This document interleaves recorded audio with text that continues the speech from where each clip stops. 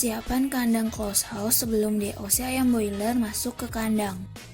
Pertama, mensterilisasi kandang secara efektif, dikarenakan kebersihan kandang harus selalu terjaga agar budidaya ayam boiler tumbuh secara optimal. Dilakukannya ekstra pembersihan pada kandang menggunakan disinfektan buatan dari Fastak dan kapur dengan cara disemprot pada kandang sebelum sekam ditaburkan.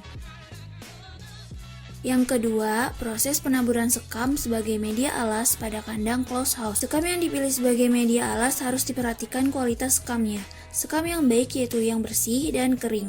Jika sekam kotor dan basah akan menimbulkan berbagai penyakit pada ayam boiler. Ketebalan pada sekam harus diperhatikan juga. Ketebalannya yaitu sekitar 5-6 cm, dikarenakan akan berpengaruh pada suhu di dalam kandang. Semakin tebal sekam, maka semakin baik.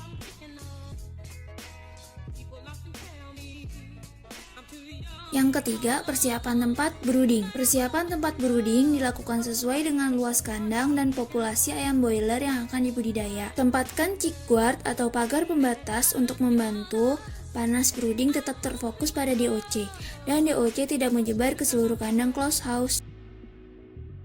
Lalu siapkan pemanas. Pemanas ini disiapkan berdasarkan populasi ayam boiler.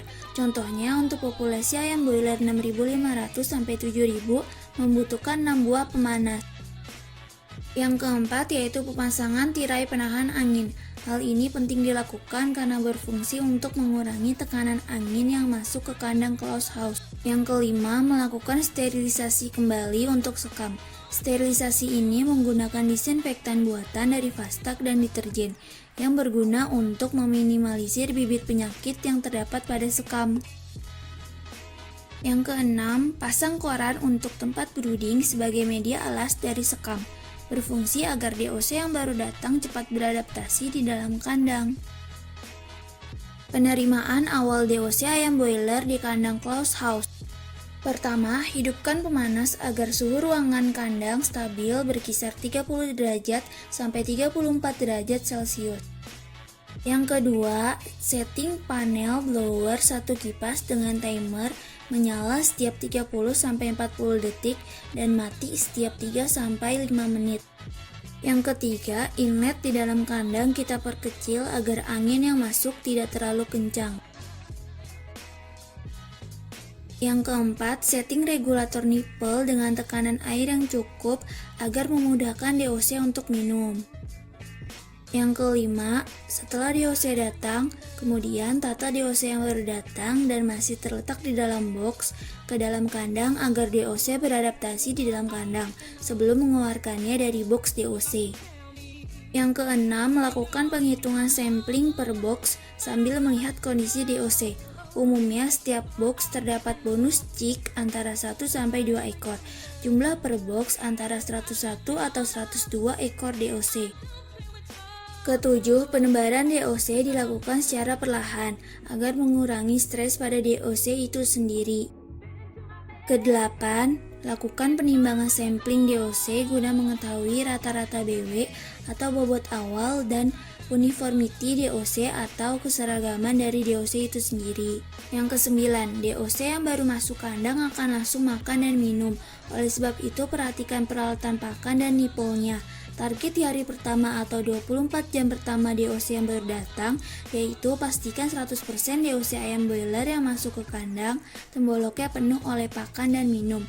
Pengecekan ini dilakukan secara bertahap, yaitu pada 8 jam pertama, kemudian 12 jam, lalu 24 jam pertama. Jika DOC ayam boiler kurang makan dan minum pada 24 jam pertama, akan berisiko besar bertumbuhnya kerdil.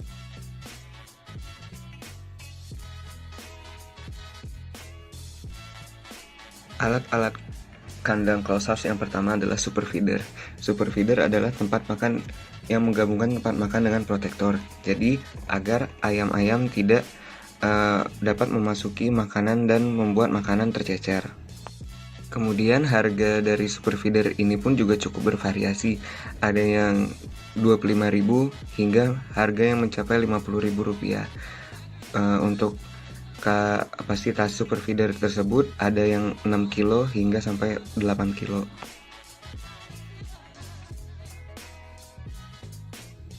Lalu yang kedua adalah baby chick feeder. Baby chick feeder adalah kreativitas baru pengembangan dari feeder tray yang digunakan pada masa brooding atau maksimal selama 15 hari. Dengan baby chick feeder, pakan tetap dalam keadaan bersih, tidak tercampur litter maupun kotoran ayam selama masa brooding karena ayam tidak memasuki dalam baby chick feeder tersebut. Untuk ukuran satu tray baby chick feeder itu dapat menampung 50 ayam DOC.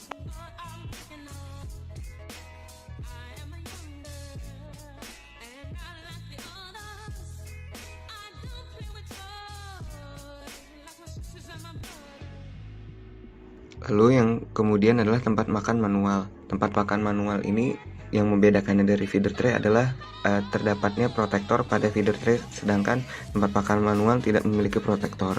Kekurangan dari tempat pakan manual adalah ayam dapat memasuki dan juga dapat membuat pakan tercecer.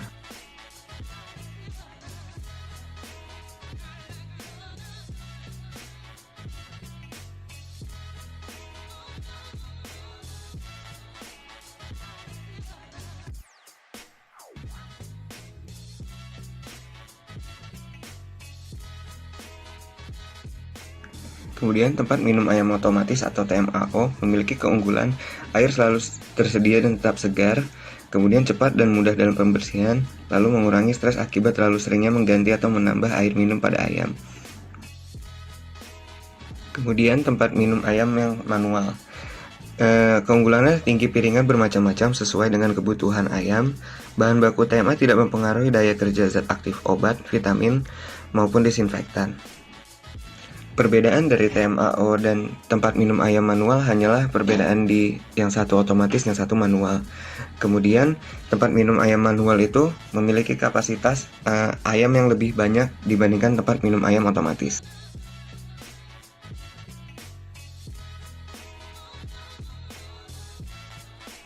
Selanjutnya adalah nipple drinker.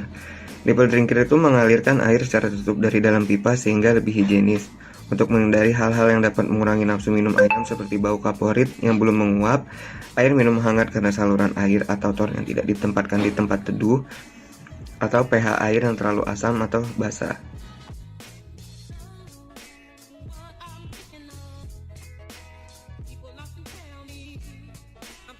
Cara kerja feeding system. Feeding system dalam sistem closed house memiliki peralatan pertama, yaitu hopper dalam yang berfungsi mendistribusikan makanan ke dalam feeder tray yang telah tersedia. Pendistribusian menuju feeder tray yang telah tersedia otomatis dilakukan oleh mesin. Hopper luar merupakan peralatan tambahan yang berfungsi mendistribusikan pakan dari luar menuju hopper dalam secara otomatis.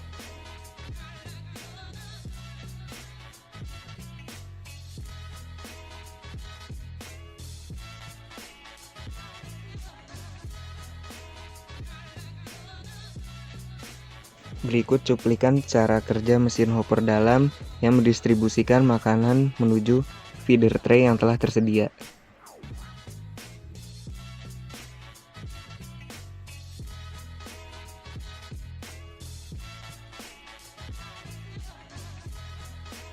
Mesin hopper dilengkapi dengan fitur sensor yang berfungsi untuk menghentikan pengisian pakan apabila pakan telah melewati batas sensor.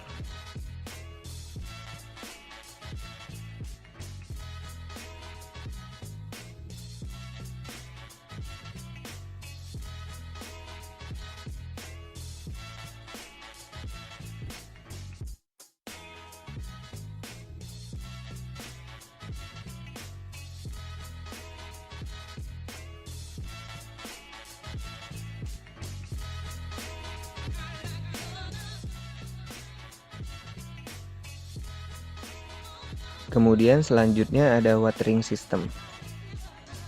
Watering system dilakukan melalui air dari pompa yang telah difiltrasi. Kemudian dapat juga ditambahkan vitamin atau obat untuk dapat dikonsumsi oleh ayam.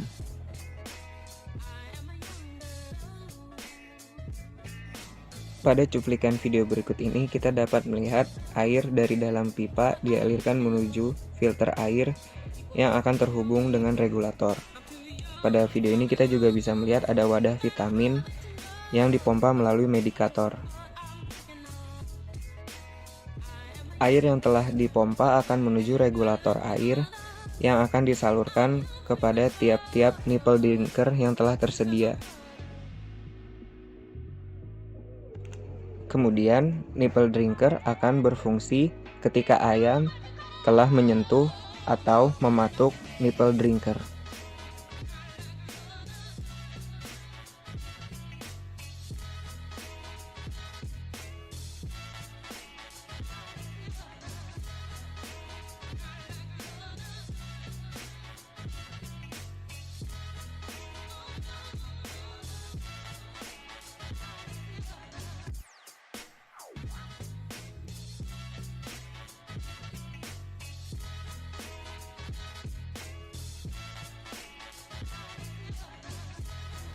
Selanjutnya ada vaksinasi ayam broiler.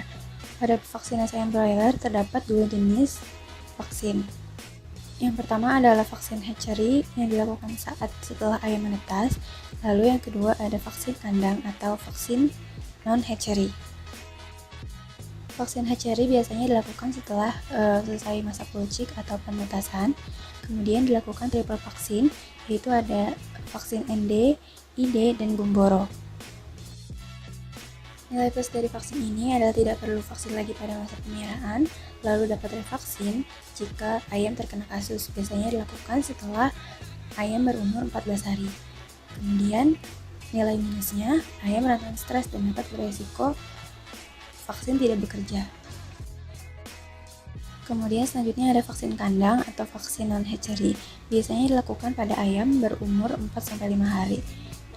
Dilakukan vaksin ND killed atau suntik dan ND lasota atau tetes. Kemudian bisa juga ditambah dengan vaksin IBD Gumboro dengan cara diminum pada umur ayam 12 hari. Nilai positif dari vaksin non-hatchery ini adalah tingkat vaksin berhasil lebih tinggi karena ayam sudah beradaptasi dan tidak rentan stres. Tapi ada sisi minusnya juga, yaitu repot karena memerlukan tenaga yang lebih. Vaksin non-hatchery bisa menyebabkan stres pada ayam juga, tetapi dapat ditangani dengan pemberian vitamin dan paracetamol. Selanjutnya akan dipaparkan cara vaksinasi ayam dengan cara lasota atau tetes dan killed atau disuntik.